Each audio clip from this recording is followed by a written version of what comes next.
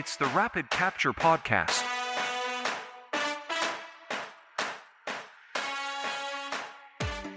Welcome back to the Rapid Capture Podcast, episode 10. We've been away for a little while for good reason. You've been away?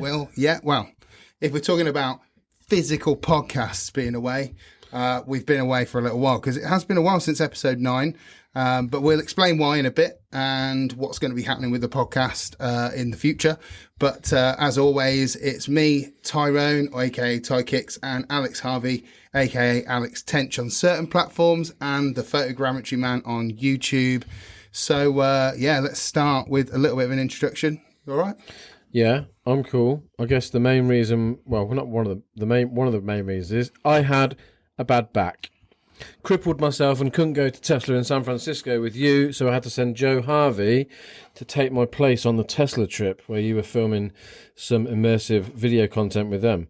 So that was pretty bad. I was on a few hard painkillers, and it all happened because I went bike riding in London and pulled my back bike riding around London. So fully my own fault.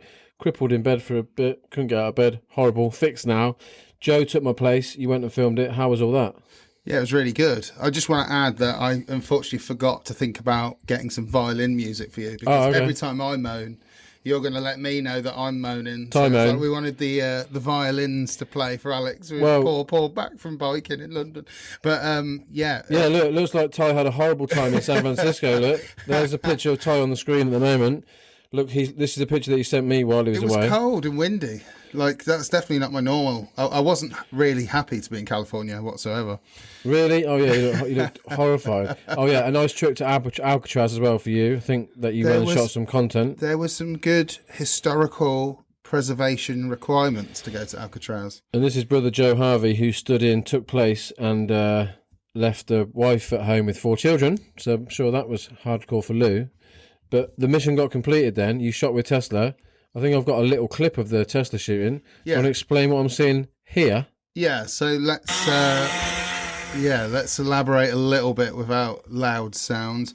So we had a challenge set before us by our good friends over at Tesla, particularly Tesla Solar. They, in America, are installing these incredible solar panel tiles onto the roof of domestic homes, basically, and using it as energy recovery. But the thing with it is that these tiles obviously have current running through them. They've got wiring and everything. So one of the key things that's really important is that fire services in the US know how to manage these and make sure they don't get electric shocks.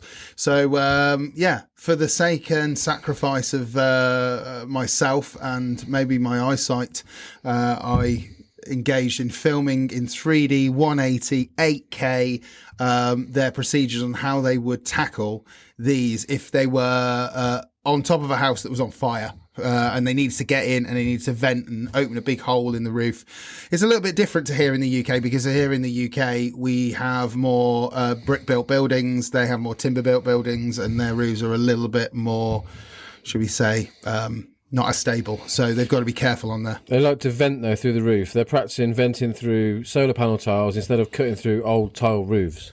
Yeah, absolutely. And as you can see in this video, even though it might not be the best quality in the world, they've just got to get a vented hole done. So they've got to rip that tile off, cut through it, get whatever they need to get open so they can start to vent the fumes, and hopefully they can get some water in there. Now, in the UK, we don't really do this. It's not something that we need to do. I think the houses are far more contained, so they can get, if they need to vent it, they can do through windows and doors.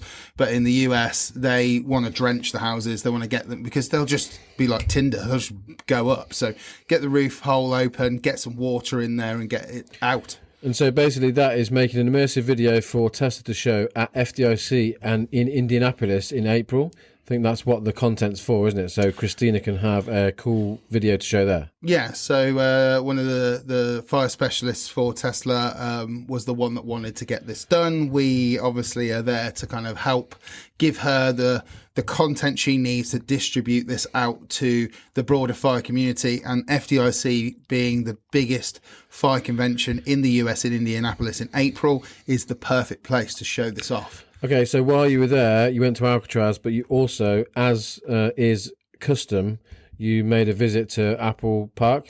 Yeah, and this kind of harks back to episode 9, where we were talking about historical preservation, digital twins, scanning, and obviously we're in that midst of 3D printing. And if you don't know this, go back to episode 9 and check it out.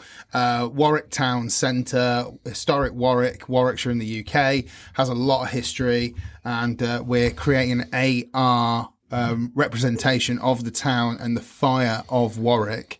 We've got this amazing, fully finished now 3D map. But as you can see on the screen up above, and if you're listening, you may not see this, but there's a model that's the inspiration for our project that's been created at Apple Park in Cupertino in Silicon Valley, Apple's HQ, and it is of their amazing spaceship campus, but it's very basic. It's nothing too extravagant. It doesn't have loads of, trees and different things like that. It's just the buildings.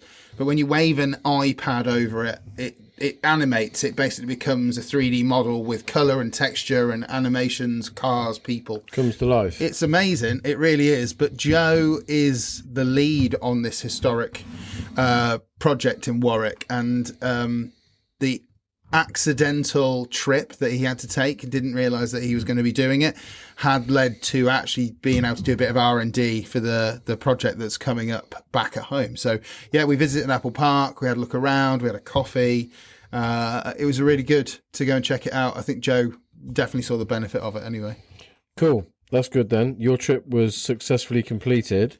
Another thing from actually, as I was breaking my back in London, I did go to the Natural History Museum. Pictures on the screen now of lots of dinosaurs. So obviously, while I was there, I was doing some photogrammetry scanning. So down the back end of this big hall, there was Charles Darwin. I think he's just hidden behind this, behind the bones on the screen. What's that, whale? I think it was a massive whale, yeah. Yeah. Oh, interesting. Really good to scan, but again, the dangers of photogrammetry. Come on, now I've got this model and it's for sale online for $15. So again, look, this was done in, I think it was 3 minutes on my phone, Polycam. I also got the background in as well, so you can see me rotating around the image here of old Darwin. He's there for sale, $15. So yeah, he was one of 3. I think I've got another little quick video to show the 3 other scans that I did while I was there, breaking my back. A little bit of audio. Went to London and did some photogrammetry.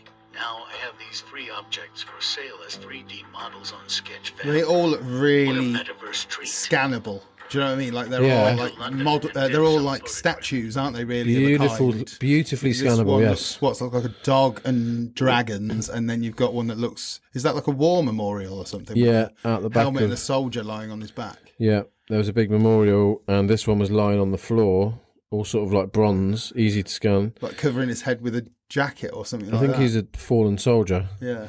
Cool. Yeah, so that's just a couple of 3 scans, and then I've had, I think, no sales. I think it's really bad for sales. I'm going to check. The last one was the iPhone mannequin head, 15th of Feb, but $448 sold. Okay, so Ty, you're going to have to start talking about TikTok, because I'm feeling a little bit embarrassed. Hang on. There's been something's happened on TikTok. Is that where we're going next or not? I just want to check my Sketchfab and see whether I've had any sales, because I don't know if I've had any sales. I've been too preoccupied with being in California. Rubbish. Yeah, sales have been barren.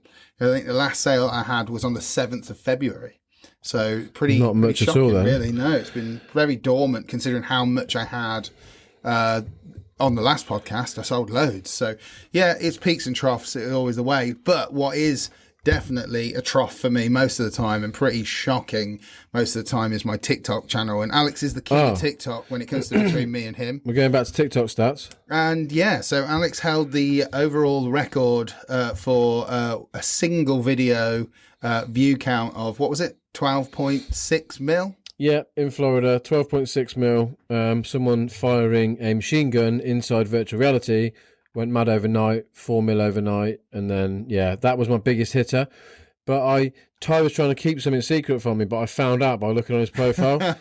He I had thought I'd found save a it new. for this podcast. He for had this found very a podcast. new filter for his phone. You can tell us about that first. Yeah. So Oh, by the way, last 60 days, 23 million views. Yeah, last 28 days for me is 25 million views, just So- to let you know. Yeah, on last 28 days. Yeah. Okay. Yeah. Oh, it's like, oh no. Rubbish. So yeah, I was on LinkedIn. I was just Filter. like looking around, and I came across these guys that were in their office wearing snorkels and masks, and they were like underwater. Initially, like, you know, you take one look, 1 second, and you think, what the hell? They're underwater. But soon, obviously, came to realise it was this iPhone filter. It requires LiDAR, so it needs to be the Pro model iPhones, as far as I'm aware, to be able to kind of like create this amazing water effect. Yes, there's some inaccuracies if you're really going to get picky about it, but actually, it's probably one of the best water filters I've ever seen. Well, you can talk about it now, but Yeah, this is the so- filter we're talking about. Yeah, so this obviously looks like on the screen we've got a video from Alex's account which shows a was it Defender. Range Rover Defender, Can't remember. Defender. And it's like it's in a big pool of water. It's like up to the lights over the wheels. That's the filter in action. Yeah, So you went playing away with this secret filter that uses LiDAR. yeah. And to be honest, I didn't exactly go out to really do anything extravagant with it or think through what I was going to do. So the initial one that I did was a Domino's pizza while I was waiting for a pizza to Yeah, be so cooked. you went inside a Domino's Pizza and filmed. and then did a quick video saying that they flooded, but they were still open, which really, in some ways, would not happen because of electrocution and also hygiene. But put that on TikTok, and that eventually did 6.4 million views. That's the Domino's Pizza. Yeah, and to be totally truthful, you know, I never thought it would do 1 million views. I never thought it would do 500,000 views. For it to do 6.4 million views was amazing. But obviously it was disappointing because I'm nowhere near Alex's 12.6 million view video. We're showing the Domino's one on screen So now. on the screen, yeah, I'm at the counter waiting for my pizza. I'm just waving the camera around. The flood water's probably up to my... I'd But say you've up to my raised chest. it on the app. It lets you raise Yeah. the floodwater higher, which works really well for the LiDAR, seeing these walls everywhere around. Yeah, and the reflections underwater look fantastic. But obviously, there are just things in it. If you get a chance to see it, go over to TY_KIX on TikTok, and you can see it. It's really cool, the filter, but it's not dirty. It would have like loads of bits in it, particles. Maybe they should add that floating around mud. And the amount of comments I got saying pizza boxes would float. Yeah. So no pizza box. But then, do you know what? It's the Alex Harvey tactic of make people comment. How do you make people comment? And the biggest thing about it is making people comment by the inaccuracies of why this isn't a real flood. You could have said, here we are in Pizza Hut, and it would have gone really well. I know, maybe I should have done that as well. People are going, that's not Pizza Do Hut. the same So, one, Pizza yeah. Hut. I did it with a Defender and like a Freelander. I got it wrong. Yeah. And they tell you off on TikTok. So then I did a follow-up to this one, which was just saying that the Domino's Pizza was still flooded, but not as bad. And that did 1.7 million views just there. It still looks pretty good, but the water's outside of it this time. I think it's better indoors. The LiDAR bouncing off the wall shows it better. Definitely. And then it's like slippery when wet sign on the floor. That would have been floating. But what happened after that? So then, so obviously prepping to go down to going to Heathrow to go to San Francisco, and we stop at like a road stop services, and At Starbucks. and we went in to grab a Starbucks, and I thought, oh, I'll just do the same there. But the difference this time was I thought what I will do is not only is it still open, commend them for working, so call them heroes, and then also slowed the footage down a little bit. Some of the comments I got on the Domino's one was, there's no way people walk around that fast in water. They look like they're walking too fast. 9 seconds as well, this one. So I made sure it was short, snappy, and slowed down the last clip, and it's done 17.4 million views now. God's sake. So you've 17.4. definitely Boom. beaten me. I need to hide in the corner. You've beaten me on views. I'm still winning on followers. Oh, absolutely. The stats don't lie. Alex is way ahead of me on that side of it. But if I'm brutally honest, like I will say, I'm a bit frustrated, really, if I'm honest, about the fact that I got a year's supply of pizza from Domino's. And your for it. followers has gone up from 3,000-4,000 to 20,000. 2.5. I only had 2.5. 2,500 followers, Okay. and now I've got nearly 20. So I'm at 19.5. Yeah, it was at 19.4 this morning. Well, it's good seeing these videos now. These latest ones are all having a better view count than normal ones that you do. Yeah, but I think I've got to retire the Flood app now because I think I've overused it. Okay. I don't think it's going to get the views that I want to. So back to normal videos. Everyone can be relieved if you've seen my video be viral. There won't be many Flood ones unless I absolutely need to, or they update the app and do something else cool with it. Yeah, you can add objects in floating around in the water. That'd be cool. But they don't move with the water. That's the problem. I put bowling balls in one for the bowling. You could have put a pizza box in. Scan a pizza box.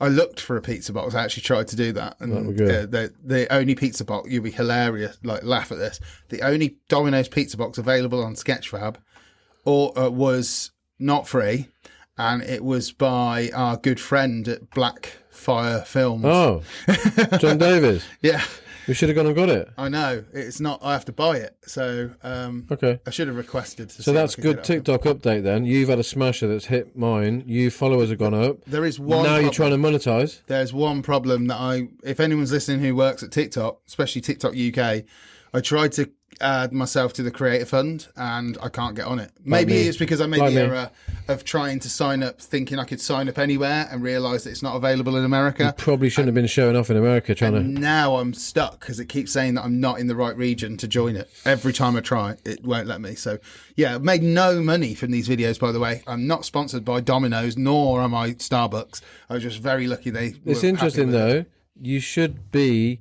These are the type of hits that people like Starbucks and Domino's dream about having on their social medias. I don't think Domino's has ever had a hitter that's gone over 4 million, It 4.5 just million. proves So the thing when we were debating whether it is the followship of your account or the virality of the video, and I reckon it is that combination of the music, the app, what you're using, what the video is. You can have a big hitter on TikTok and not have 10 million followers. I think that what will happen and what has happened as a side effect of having more followers, though, is like you've said, every video you post now seems to get a fair amount of views. Like, it doesn't necessarily mean it goes into the millions, but Yeah, but you know, 40,000 on the last one. Yeah, but even if you got like 2,000 or 1,000, as opposed to 12, As opposed to is back what down here. You know, if you go right back down, it's like a couple of hundred. Sometimes things didn't even hit the hundreds. You know, so it's like obviously the more eyes on it, the more views you'll get, but it doesn't necessarily mean it'll go viral. That's the key to it, really.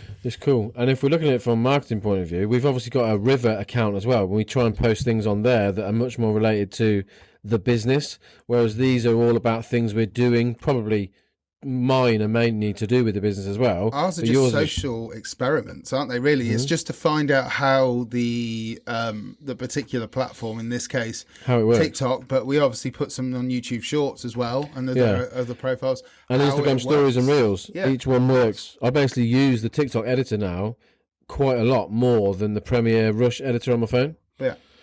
I've even gotten used to it, and I absolutely despise it. You at the hated beginning. it. I remember you saying, Absolutely. There's still I'm things not they can using that improve. app. That app thing's rubbish. There's definitely things they can still improve. There's definitely a few things in there that I would like to have, but it is what it is. So, Okay, that's good. TikTok then. cool. So yeah, we've gone through that, which is great. I'm just going to sort of just quickly check a couple of things. So we also went to a show last week, didn't we? We were at a security policing show. Okay, so I'll put that on the screen. Yeah, We some of can these show a things. still image on the screen at the Security and Policing Show. This is in Farnborough Airport.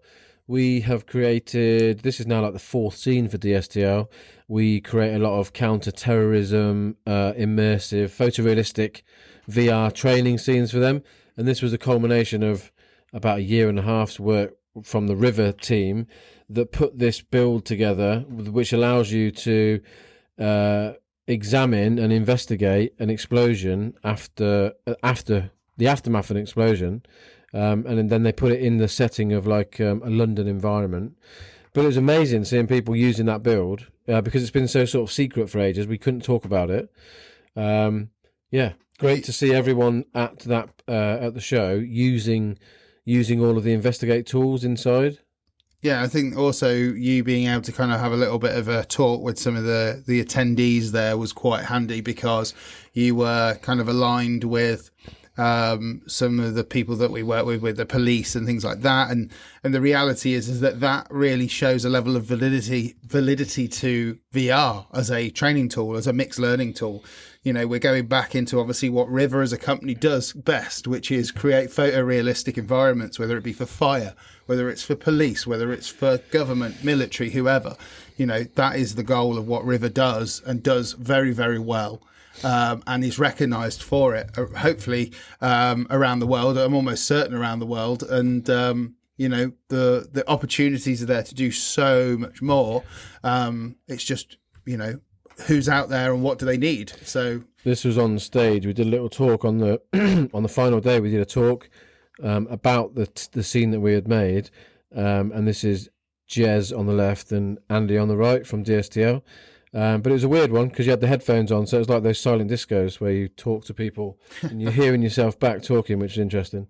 But you were getting told off, Ty. No photos at this event, please. This was before I got told off, so that's fine. That's the last photo that we can show, and that's it. Yeah. And obviously, anyone listening, they can't see the photos. It's fine, so it's all good. And that show went really well. Okay, I missed off something else to talk about, but that was the security and policing show last week. 3 days.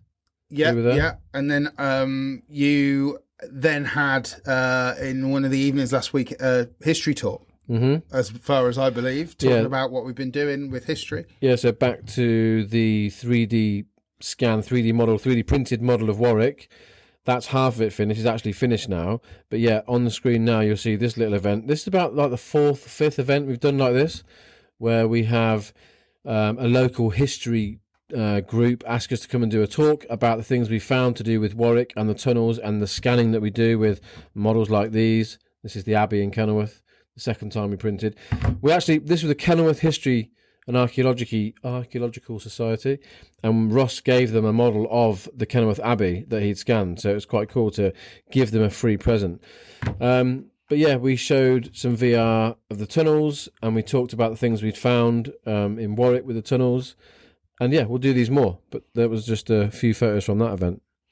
Yeah, and obviously we're following on from episode 9 where we were kind of mainly talking about how this project was developing, and now that we've managed to complete the full map, it's looking great. A lot of the testing of the AR model itself on the iPads look great. We've got some amazing narration of some of the stories related to the Great Fire of Warwick, and this will be installed in the very near future. Whereabouts? In Warwick Museum, in the square in Warwick.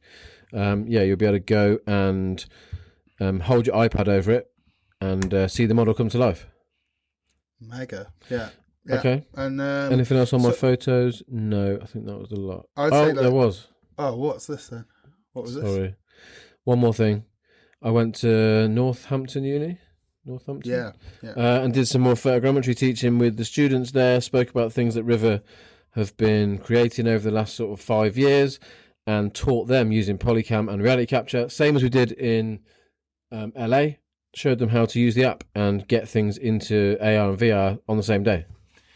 Mega. Yeah, so the last thing in this sort of section of the podcast is just finishing off talking about planning towards FDIC Indianapolis, the content that I went out to go and capture with Joe, Alex's brother, is kind of going to be processed and created into some really, really cool pieces of 3D 180 VR content that's going to be demoed at FDIC. If you are a UK firefighter or any firefighter from anywhere around the world attending FDIC, come to the Tesla booth, come and check it out. It is interesting content to see. There's more than just that content as well. Can't give away some of the other content that we have got. We might do something else secret with Tesla for that event. But there is some really cool virtual reality content. And do you know what? If you've never been to FDIC, which is an amazing event showcasing a lot of technology in fire, and it's not purely just for fire. People bring their kids along to it. It is an amazing event over 3 days in Indianapolis.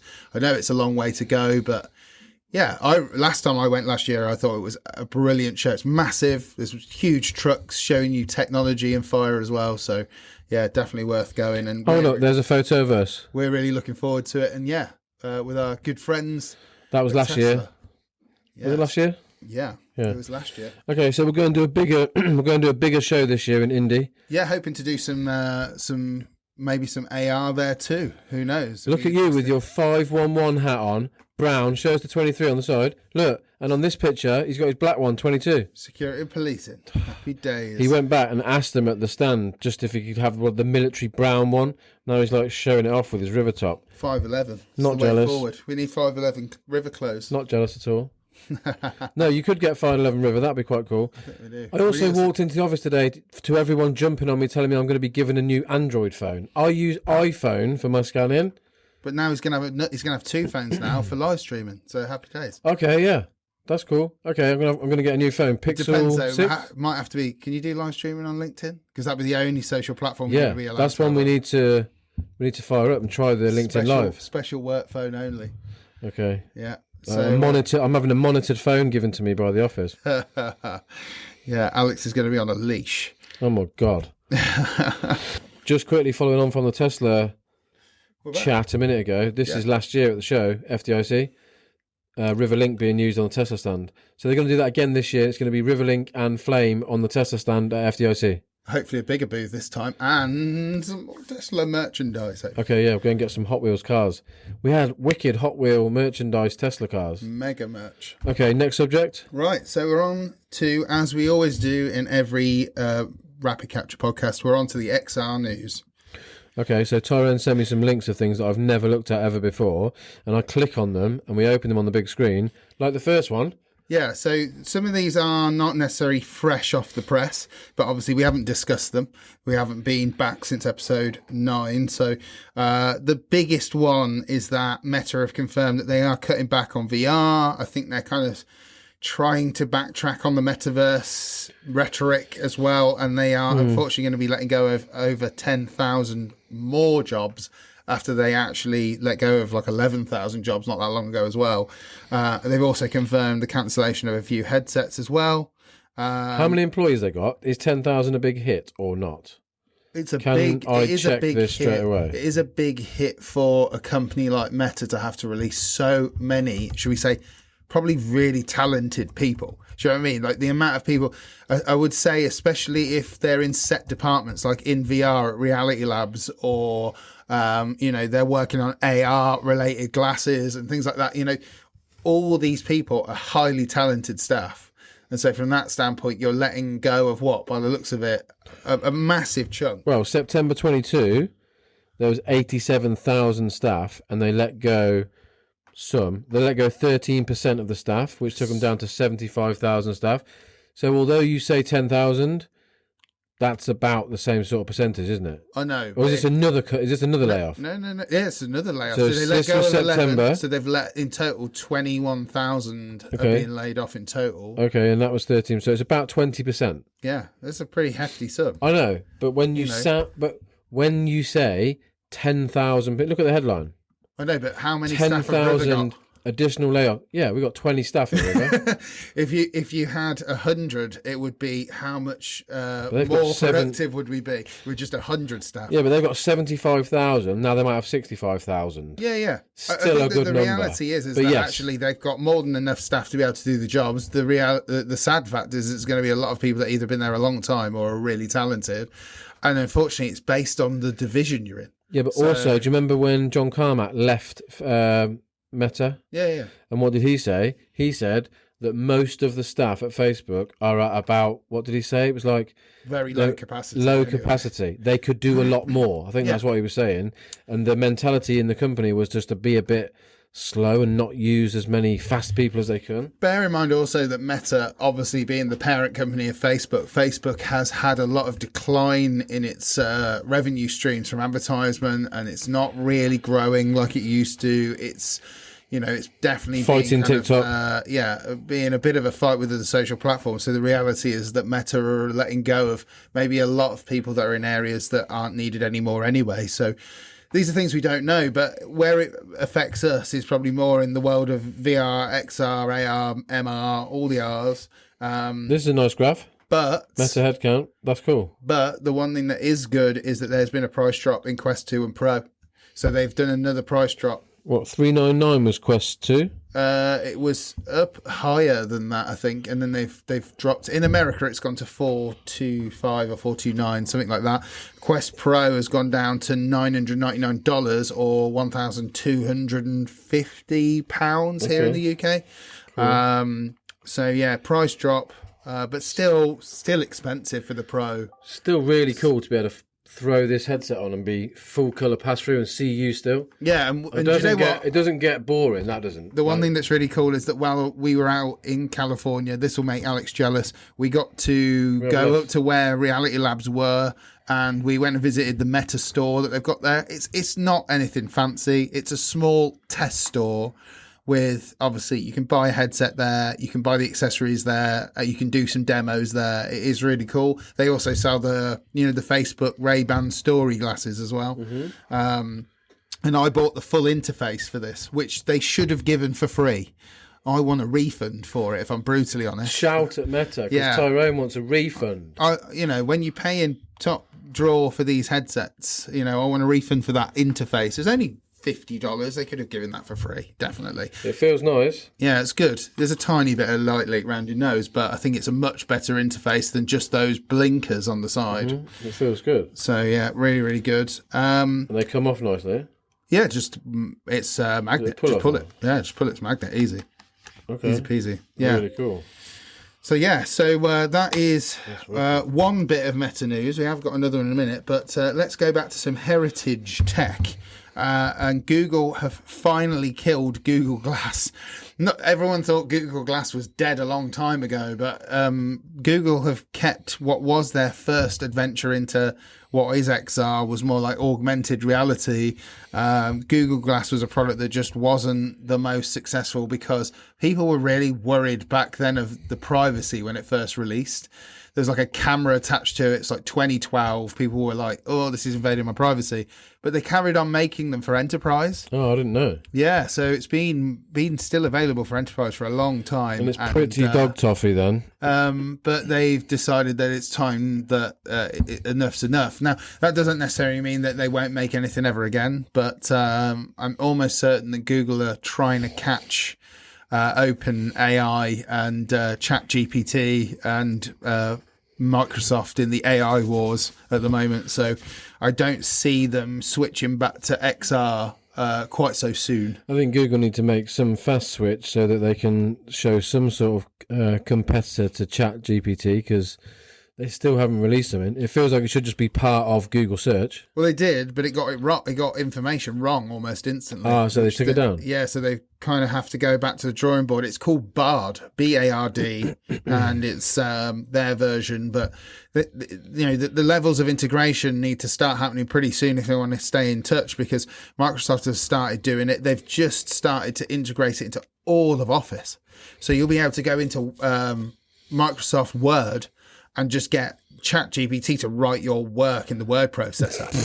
And then you better do that in a VR headset. No copy and pasting. You just literally just go, this is what I want, write me some text. Make it look neat. Yeah. Make sure there's no spelling mistakes. And the thing that's crazy is that there are websites popping up now that will allow you to copy and paste your ChatGPT blurb, and you can then AI it to make it be passable for a human piece of text. That's cool. As opposed to AI tests saying 100% fake kind of thing. Or Then soon they'll fake. build that into it, surely. Like rewrite it for me into something that doesn't look like Chat's wrote it. Something that I haven't added into this, but obviously is just been released, is ChatGPT-4, which apparently has got some amazing features.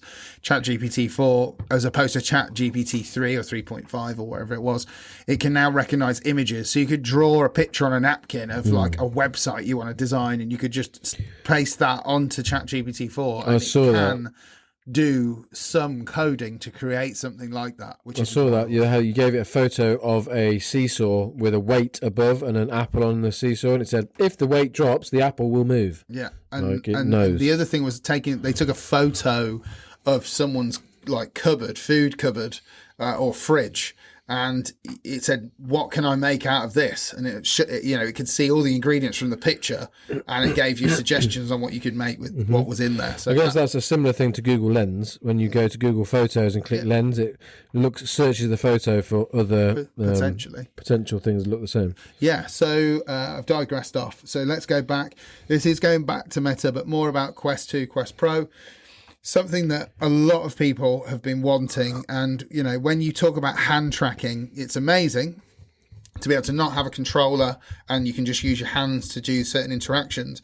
But it's never been touch. So when I say touch, if there's like a button in the VR space that you're looking at, you can't just press that button. You kind of have to use finger interactions and pinches and stuff. So it's almost like your hands are controllers. Now it's almost like your hands are actually able to touch a physical button or type on the keys. Direct touch UI navigation has just been introduced, and I had to go on it today. And it is really, really interesting. Like something that... Can you do a keyboard like with your finger? Yeah. You can have a whole keyboard and you're just typing away in midair. Maybe not really fast touch typing, if I'm brutally honest, but you can touch and type out a URL.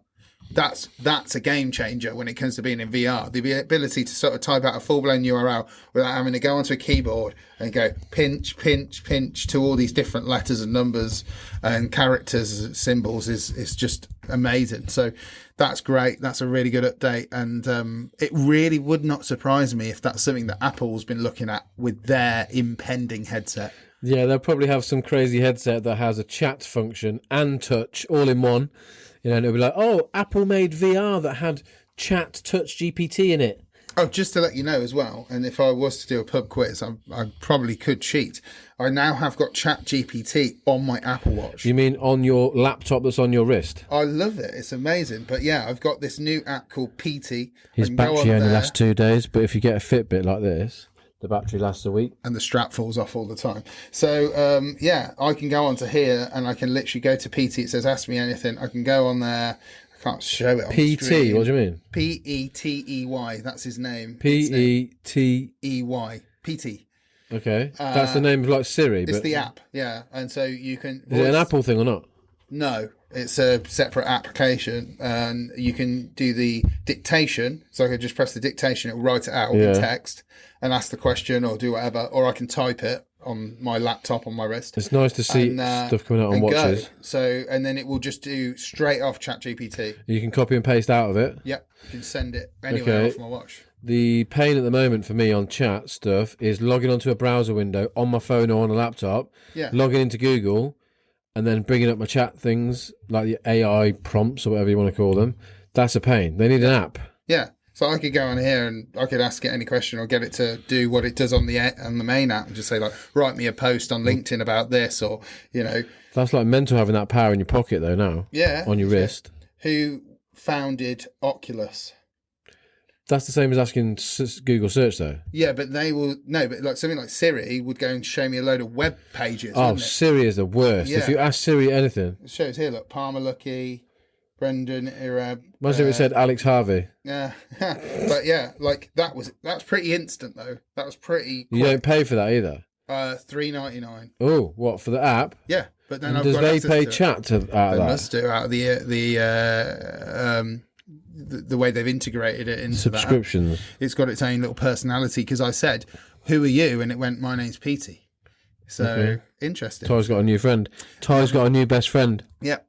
Anyway, moving on from that, again, digressing off, we are on to Vive probably Tracker. the most up-to-date piece of news, which came yesterday. HTC announces inside-out tracker for VR accessories and body tracking. This is the first time it hasn't required any base stations or anything. It will. It's the same as those controllers. Pretty much, yeah. It's going to utilise cameras to be able to track you. Wait, is it a puck? What's this? Is it a headset? Yeah, Puck? no, I think you could attach it to anything. And then So it's like the Vive Tracker, but with cameras. Yeah, pretty much. Vive Tracker that doesn't need any lighthouses. No. Okay. Which is pretty good for This is impressive. the XR Elite. That's exactly what it's clearly going to be for. Or not that I've had an opportunity to really go over the. I wonder what you can have like 20 of them, or. Yeah, I think that you'll be able to kind of like have a look and see.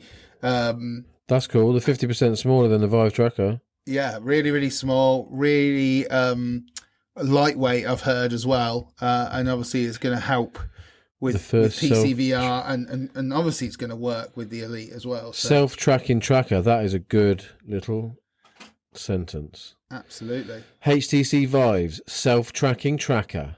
Amazing. Good idea. Really, Great that is. yeah, Because really. they were always a faff to link these to base stations when you've got like 6 of them. We used to clip them on the end of a fire hose and then map the fire hose to it. Yeah, and I'm really hoping that'd be cool. we'll get an XR Elite into the studio soon. So when we do, we'll have it in here in the podcast, and we'll show you what we saw at CES this year when we got a nice little red carpet rollout from HTC to come and have a look at it. Have we shown this to the dev team that are in that room over there? No, super news. They might like that. Okay. Super new news. Cool, we'll go and show them that soon. Absolutely, and I imagine that probably would work maybe with the Focus 3 as well, potentially.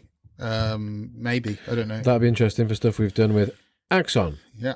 Cool. Okay, So tech there's an honourable mention to this, which I find really interesting, actually, and that is that for a long time there was this talk, and this is going more to techie gadgets more than VR and XR, that the requirement to do drone delivery had been like in the works for years, hasn't it? And that Amazon had been talking about doing it for a long time. This thing called Zipline, which Mark Rober, who's a massive YouTuber, used to work for NASA, Apple, he's a super brainiac, seems to be advocating this. Like, I remember Amazon Prime Air. yeah, and the thing is, it was a bit loud and a bit cumbersome, and they were huge, and I don't think that many people felt confident having something like that. Yeah, this was the other option. Land and drop it off outside. Whereas this new thing called Zipline is a quiet drone that will fly over and it will drop a payload on a tether.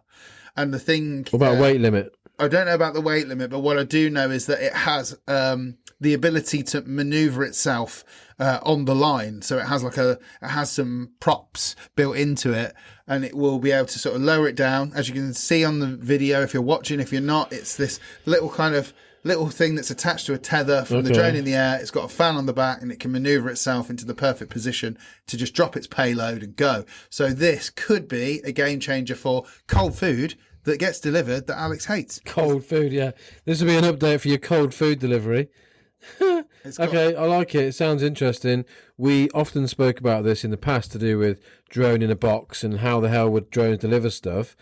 I often thought that people might have a drone chute on the roof or something that the drones can drop the parcels into on people's roofs, but maybe that's not going to be the way now. Maybe this is the way. Tethered to a drone, dropping down your parcel. The only thing I can think of is, great idea, weight limit. Yeah, and I don't think they're going to be big packages. Look, it looks like food. I think it may be the next step for food delivery, potentially. You know, you can get to someone's house from the food place super quick. But, you know, there's not going to be any of those dirty delivery bags that Al likes to go and make TikToks over with the pandemic, as he called it. We should go and do that Food again soon. driving. Yeah, the Uber driving pandemic. Where everyone orders food to their house. This is going to make the pandemic even worse. Well, I don't know, because you almost imagine that this company might corner the market in delivery. So it's then that you can do the ground ones and get cold food, or you can go for Zipline and get nice warm food that gets to you quick, and you could even drive to the actual place itself. I'm still interested about how they're going to load your curry onto that. Where the hell does it get loaded? Does that fly to the curry house, drop down the line, or McDonald's? I don't know. These are the things that we need to kind of do a little bit more homework on. How does I'm that keen. plane hover above a house? This is a video that you need to watch. I sprung this on Alex as a last minute thing, to be fair. Initially, it was being used, I think, to try and ship vaccines around. That makes or sense. Blood, or, you know, like for emergencies, maybe even potentially transplant organs. Who knows? But 90 seconds from X position to another position seems like it's a pretty quick thing. That looks cool. Yeah, I'm it's like being impressed. catapulted. I'm going to watch this video then. We're going to have a look at that. Cool. That looks interesting. Okay, so that was the XR news. Okay. So, to be honest, like main topic wise, I think we filled out the entire podcast with so much back stuff that we have not been able to get across to you since episode 9 that we've done pretty well. So realistically, we don't have like a big main topic, but I was going to sort of say, we're updating the AR model. We are now kind of at the back end of that. Now we've managed to print it all out, which is pretty amazing. So we've talked a little bit about that. And then maybe kind of how River and XR are going to expand into 2023, 2024. Don't know if Alex has any more news on that stuff or not. Well, I'm just putting on the screen a little bit more of the augmented. I know we keep going on about it, but it is really cool to be able to see this animated fire, the route of the Fire of Warwick in 1694, going over this AR model. So, well, we can't talk too much about the other projects, but we've now, after this, got 3 or 4 other interested parties, hence my visit to London museums and art galleries. Lots of people now want to do this more, and we're off to we were talking about the Royal Ballet, but we're also going to Belgrade Theatre tonight, and we're going to go and do some more stuff with them. So AR and VR is such an emerging thing still at the moment. A lot of the time we just go out there and show people the differences between the different types of virtual reality or the different types of augmented reality. Lots more to come on that. We're going to have some cool Royal Ballet stuff to show soon. Yeah, and I think that is the key, is that a lot of people, if you're not in technology or you're not into technology, you're not going to know the differences between all of these different XR tech. So, we're not just here to kind of tell you about what River do particularly, but we also are here to make sure you understand what's available in that world. And some of the news that we put across is obviously, current in the different tech companies that are doing stuff in those areas. But obviously when we kind of like talk about what we're doing, we try to give you as much info as possible as to what it's for, why we do it, where it's going to be, and other practical uses for that particular technology. So, if I'm reverting back to talking about what I've just gone and done in California with Tesla, that stuff is going to be really, really amazing, immersive, real content, video content that was shot of real people doing real stuff. And you get to passively watch it with no danger, with no worry about health and safety. I took that hit for you instead. And you will absorb that so much more than if you were just watching a screen or you were doing a PowerPoint. The reality of it is that we have so many distractions that, we need to find a way to cut out those distractions so that you actually do the things you need to do. And firefighters, obviously, it's really important that they learn what they need to learn to save lives. So, we want that to be the main key point of why we do what we do, is that it's going to advance the industries we put our technology into. And then you jump into something that's more interactive. So those two sides, you've got the video side, then you've got an interactive side. Everything in the initial stage, or stage 1, as Al likes to call it, is going to be real video capture. Immersive video, but real people doing real things or real interactivity with the real world. Whereas the other stuff takes a lot longer and is more built in a games engine, is not real. It is simulation. And go back to 3DOF, 6DOF. It's important, though, to have that too, for the ability to learn, repeat, and do practical tasks. So they have a home. But then when we move into AR, that's very much about loading you with information, giving you experiences, allowing you to go away and talk about the experiences that you've experienced, advancing different things, in this case, history. So it's exciting what River are doing, but we're always also open to anyone who's got some ideas and thinking outside the box. When it comes to doing some cool tech stuff, we're never a closed door. Yep. Lots of things going on. There's 3D printers that are whirring and they keep turning up in the office. I think there's now like 2 or 3 big printers. I keep saying, can we make these go faster? I'm going to hold this cool. one up. I like this is the Kenilworth Abbey. Absolutely. This is really cool. Like I saw the initial one get printed, and then when I came in the week after you'd gone to that event, I was really disappointed that they'd given it away. I never got to see the finished one, so I'm so glad we've done another one. No, we've got a bigger version. Yeah, it's cool. I want to see Warwick Castle printed now. But yeah, that'd be cool. And that one in your hand is absolutely massive in real life. Look at the doorway inside. You can see a doorway. This is Louis' doorway. Yeah, that's the tiny one. To visit in real life. Yeah, it's just about 6-year-old height. So Then the absolutely. doorway on the inside, though. That is huge. And do you know the thing that's amazing? Have you seen the detail underneath? It's got some amazing detail underneath where there was some supports under there. The details were mega. You want to get a camera in there and look up. Yeah, I'm really, really surprised that this model I'm holding is so detailed. It's amazing. It'd be cool to paint it, but it's still cool as one block colour. It Say looks like hello. a stone colour. Can you say hello to Mark Potter because he's just watching? Right, Mark. How you doing, dude? Okay, cool. Well, that looks like that is an episode 10. Or have we got more things? My phone just fell over. No, I think we have managed to hit the magic almost hour mark, which is more than enough for anyone to hear me and Alex's voice for that amount of time. I've run out of Tyrone photos to put on the screen. I know, and it's just got to start, over the next period between now and the next podcast starts just sort of on a come down from losing his TikTok title. So We'll see, because the other day I did put a few up. Actually, the other day we haven't spoke about it. I brushed them off now. I was like, so blasé. Give me the app. Oh, tell me what the app is. Oh yeah. So tell me the app. Once Tyrone told me about his little cheeky. How many million is it on? The big one. Just Don't say I it think too many it's like times. 17.4 million. When he told me about his 17.4 million view one, I was like, okay, get me the app. Let's have a go. So I downloaded the app, took it to the show, had a few goes around the Defender and stuff. But then went out for food with Ty to Miller and Carter to have some steak. Horrible steak meal that we had. And I just did a nice little 10-second video of Ty sat in the flood, eating his steak in the flood. And it's done 2.4 million. Wasn't the Lakeside one that did actually sink. But lots of people did write about that, saying they thought it was the Lakeside restaurant that actually was on an old steamboat in a lake I should have played on outside that. of a shopping mall, and it actually did flood and sink. So I should have maybe played on that. But yeah. that was my latest little hitter. Yeah, so with that being said, I was going to give you a bit of background as to what is happening with the pod. Obviously, our objective was always to try and do one a week. It has been a little bit challenging with certain situations. Obviously, we're back into travel season where we've been going away, or Alex has been going to London riding bikes and damaging his back.